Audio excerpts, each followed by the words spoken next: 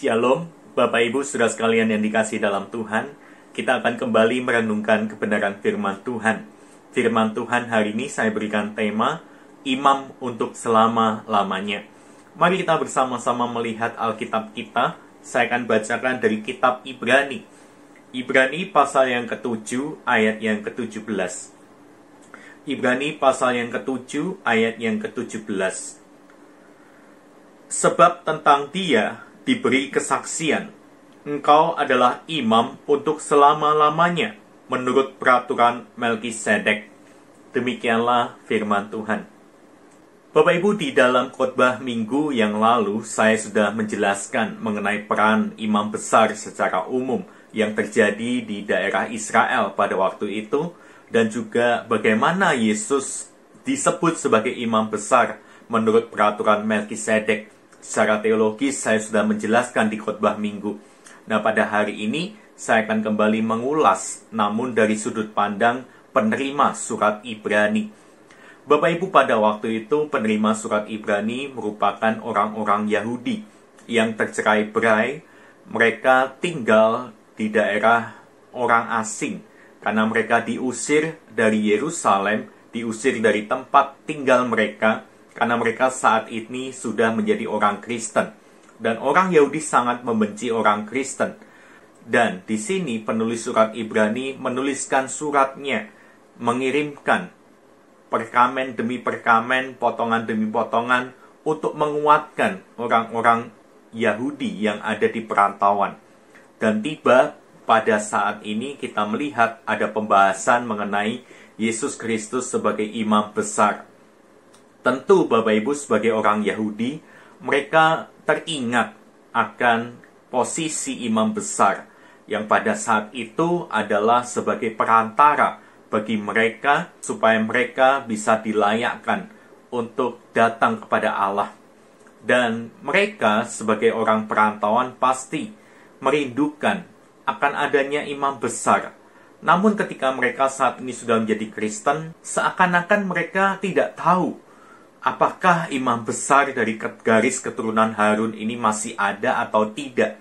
Oleh sebab itu, melalui kirimannya ini, penulis surat Ibrani mengingatkan kepada orang Yahudi Kristen supaya mereka memandang kepada Yesus Kristus, bahwasanya ia juga adalah imam besar menurut peraturan Melkisedek. Yesus adalah imam besar untuk selama-lamanya. Dan orang-orang Kristen bisa datang kepadanya sewaktu-waktu. Tidak perlu harus datang ke Israel, tidak perlu harus datang ke bait suci. Kita bisa menjumpai Yesus Kristus sewaktu-waktu. Yesus Kristus ketika ia telah naik ke surga juga tetap menjadi pengantara kita. Dia tetap bersyafaat bagi kita. Dia tetap berdoa bagi kita, umat kesayangannya. Dialah jaminan hidup kita. Ketika kita nantinya suatu hari kelak dipanggil oleh Tuhan, kembali ke tempat di mana Tuhan berada, Dia adalah pengantara kita.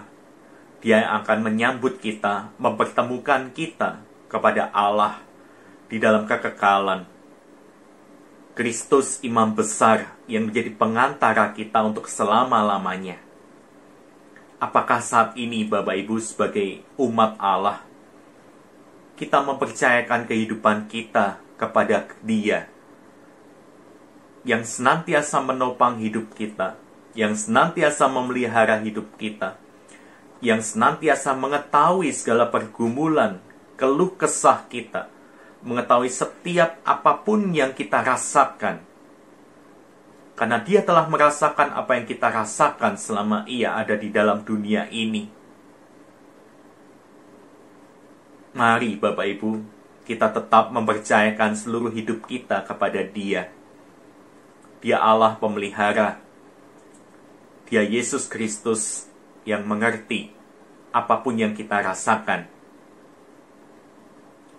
Bapak Ibu yang dikasihi dalam Tuhan, mari kita terus merefleksikan Yesus Kristus sebagai imam di tengah keluarga kita. Apapun yang terjadi di dalam hidup ini, ingatlah akan Yesus Sang Pengantara kita, yang akan selalu menopang, menolong, dan melindungi kita. Amin. Mari kita bersatu dalam doa. Tuhan Allah Bapa kami yang bertata dalam kerajaan surga yang mulia, kami bersyukur pada Tuhan untuk firman Tuhan hari ini, yang kembali mengingatkan kami, Engkau adalah imam besar untuk selama-lamanya, Sang Pengantara, mediator, untuk kami boleh datang kepada Allah. Terima kasih ya Tuhan, untuk anugerah-Mu yang besar atas hidup kami.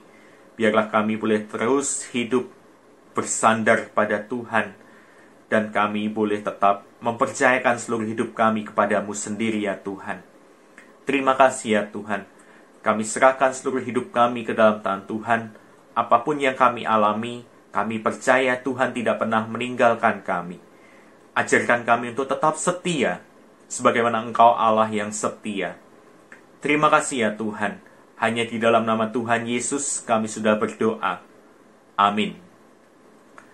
Selamat malam Bapak Ibu, Tuhan Yesus memberkati kita sekalian.